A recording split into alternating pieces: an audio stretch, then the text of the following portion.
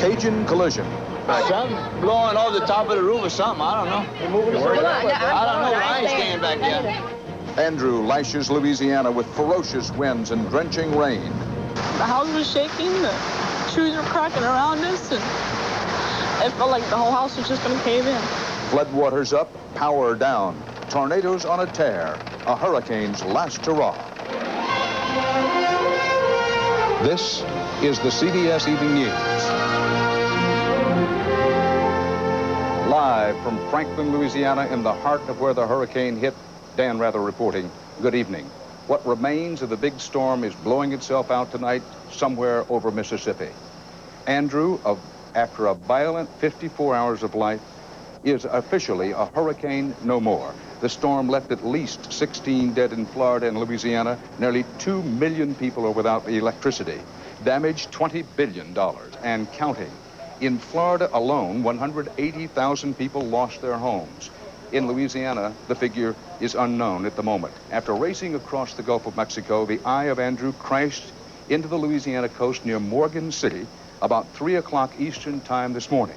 The storm then knifed northward in a zone of destruction, flooding and terrorizing 100 miles, a path 100 miles wide. This afternoon, northwest of Baton Rouge, Andrew's winds officially lost their hurricane strength, but they are still capable of causing damage. Scott Pelley was in Morgan City when the Andrew eye blasted through. Scott? Dan, late this afternoon, the National Guard arrived here in Morgan City at the request of the governor and the mayor. They are here to augment the police force to help keep the peace during this emergency. This is a town of about 15,000 people badly damaged in this morning's storm, a hurricane stronger than anyone here had ever seen before. The hurricane that howled through the pre-dawn hours left Morgan City a town of battered neighborhoods and shattered nerves. It was real bad. The house was shaking, the trees were cracking around us, and it felt like the whole house was just going to cave in.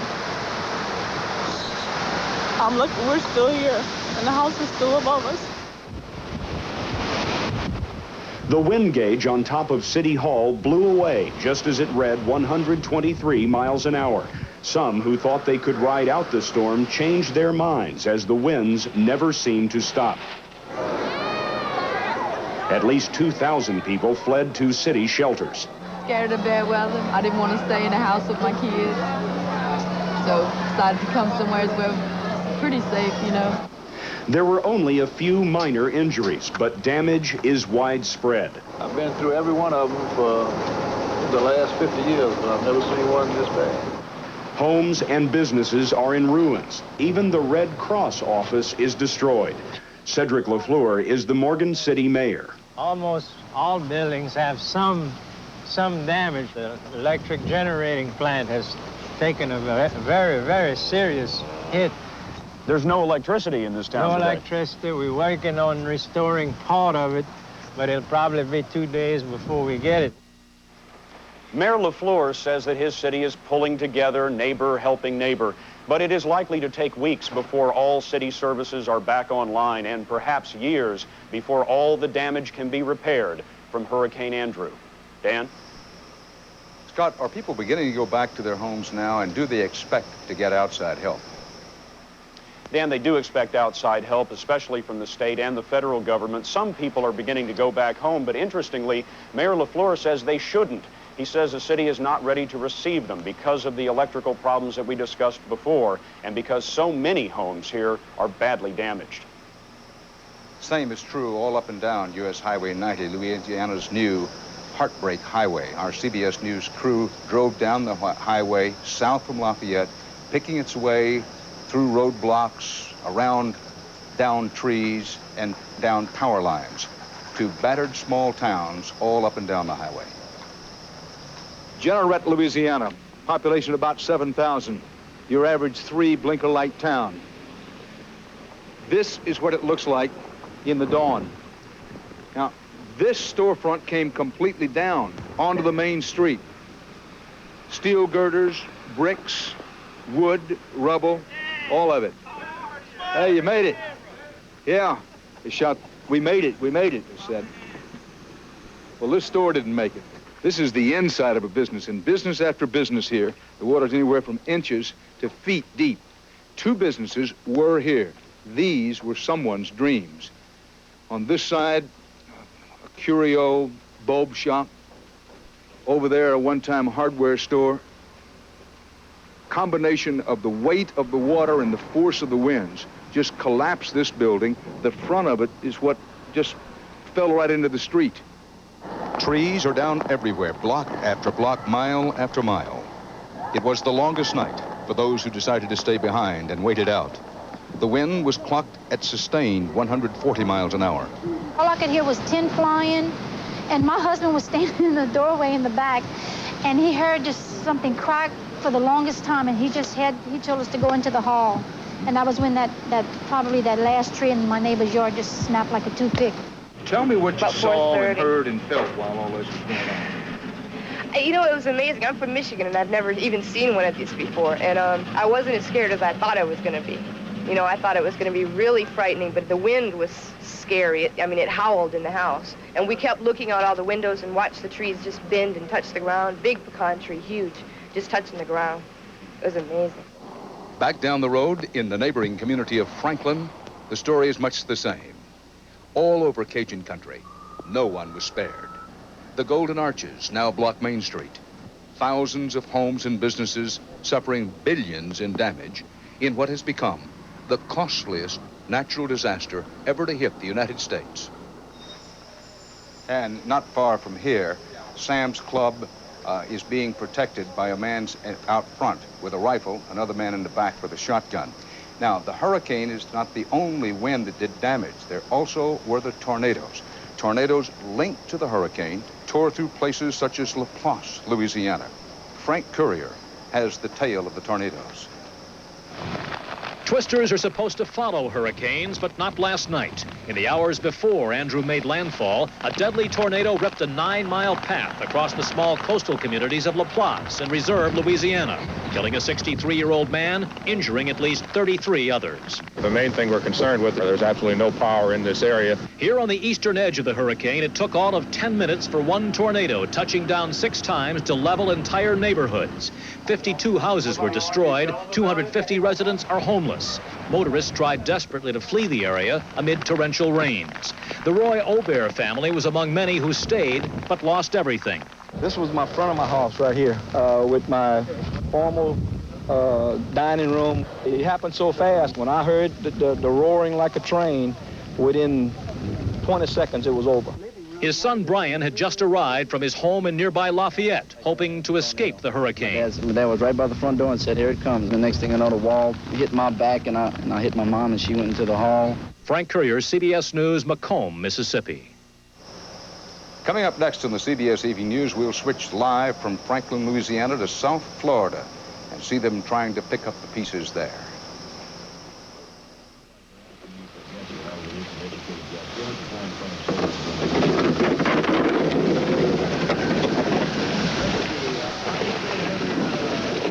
Most grocery stores have been closed since Sunday. And I just don't think people understand how bad we need everything, you know, because there's nothing here. Some hospitals remain closed due to storm damage. The ones that are open are strained to the limit. We've been on bypass since early last evening, meaning that we've tried not to get any more critically ill patients in here if another hospital can take it. However, all the other hospitals are full as well, so we take any overflow. But what a difference a few miles makes. The glass-enclosed skyscrapers of downtown Miami came through virtually intact because the eye of the storm hit elsewhere.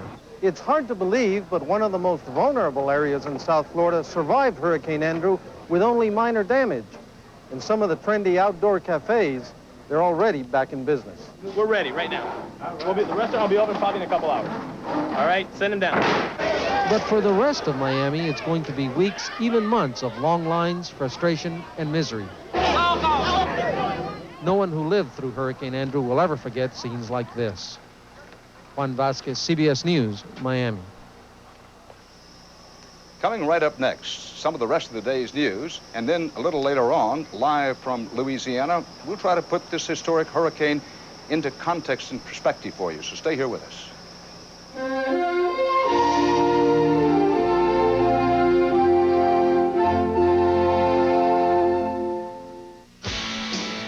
leaves a trail of death and destruction. See the latest from the scene on a special live edition of 48 Hours tonight. Here in Louisiana, we're tracking what's left now of Tropical Storm Andrew, but there is other news of the day, and for that, we go to New York and Harry Smith. Harry? Thanks, Dan. President Bush flung a new challenge at Saddam Hussein today, officially announcing the plan for U.S. and allied forces to seize control of the skies over southern Iraq. As David Martin reports from the Pentagon, the unspoken goal is to drive Saddam out of power. The bombed-out huts in this home video show that the Shiites of southern Iraq have been the targets of some of Saddam Hussein's heaviest weapons. An estimated 60,000 Iraqi troops are trying to blast Shiite insurgents out of the marshes. To protect them from further attack, the U.S., Britain, and France today claimed the airspace over southern Iraq as their own. 24 hours from now, coalition aircraft, including those of the United States, will begin flying surveillance missions in southern Iraq. Beginning at 10:15 Eastern Time tomorrow morning, No Iraqi aircraft, either fixed wing or rotary wing, military or civilian, will be allowed to fly south of the 32nd parallel. any that do will be shot down by aircraft based in Saudi Arabia and on the carrier Independence, enforcers of a no-fly rule that extends far beyond the area where the Shiites are under attack. Combined with the no-fly zone already in northern Iraq, the not-so-hidden agenda is to whittle away at Saddam's authority until he knuckles under or goes away. For their part, the Iraqis remain defiant. No, we had already rejected any threat or establishment of such a zone. As a practical matter, the Iraqi Air Force does not have the ability to defy the no-fly rule. But there is nothing to prevent the Iraqi army from continuing to hit the Shiites on the ground. The U.S. and its allies are betting Saddam will not up the ante by continuing the offensive and forcing them to... For 8 tonight. St. Martinville, Louisiana, just up the road from here in Franklin. It's a town of 5,000 in the heart of what they call Acadiana, land of the Acadians or Cajuns, people who, like those in other communities, shared the terror of Hurricane Andrew. Bob McNamara was with them in St. Martinville before, during, and after the storm for tonight's Eye on America.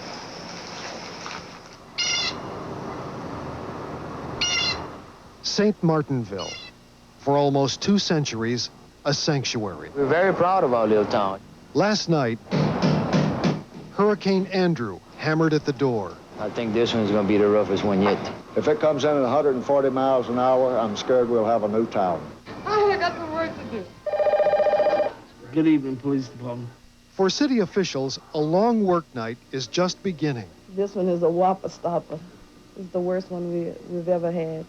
The power off on that end of the town of it.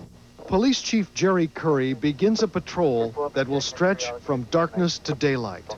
It's nerve-wracking. We really don't know what to expect. We're expecting the worst right now. Here, tracking Andrew's path is an obsession. It's about right here. For St. Martinville, the news is not good. The hurricane is coming right at us. We're just waiting patiently. It's the calm before the storm. It's coming, and all you can do is just wait. I really don't know what to do, and I don't know where to go. What's going to happen? Oh, hell's going to break loose. This thing, it looks like it's going to be real bad. It was bad. 100-mile-an-hour winds.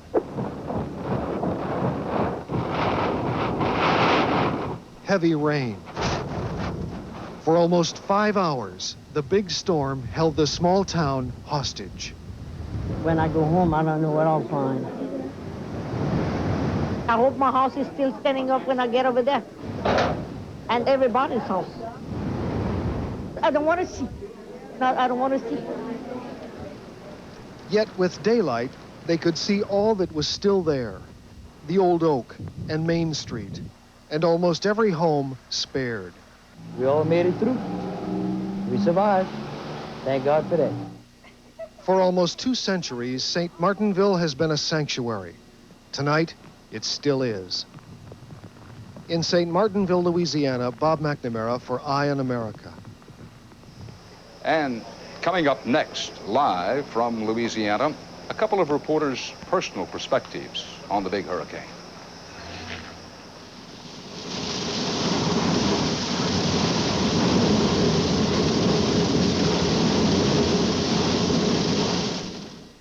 Try it for a week, and this will become your new cereal.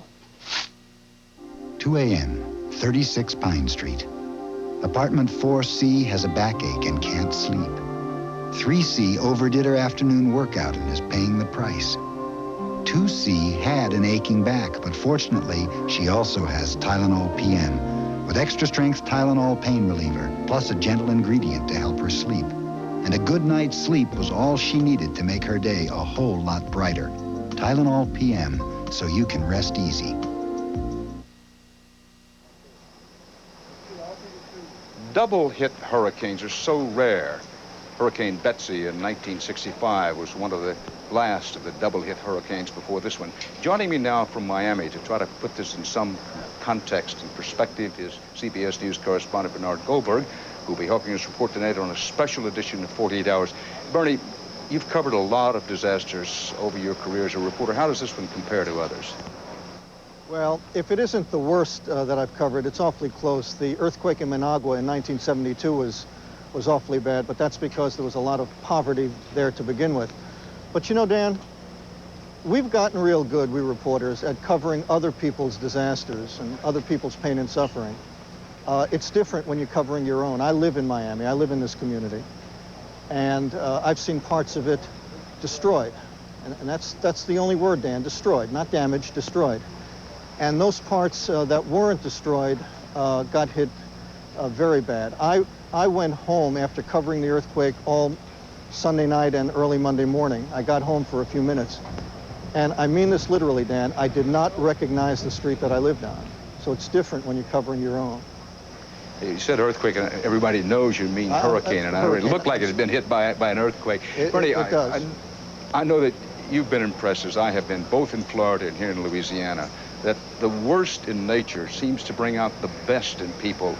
I'm keeping in mind what happened around Homestead and how once they realized what had happened, they all pulled together. You know, Dan, it does bring out the best, and it also brings out the worst. I spent today in Homestead, Florida, the worst hit area. And we saw people giving food to total strangers, the food that was donated by other total strangers. But we also saw the worst. People are looting even as we speak. And that's another disaster. Bernie, thanks. I'll see you later on 48 Hours. Bernie and I will be back tonight with a special edition of 48 Hours, 2 days of destruction, where it goes from here. That's 48 Hours Hurricane tonight at 10, 9 Central Time. Dan Rather for the CBS Evening News, live from Franklin, Louisiana. See you later on 48 Hours. Got a truck on the side and the van in the back that took with it.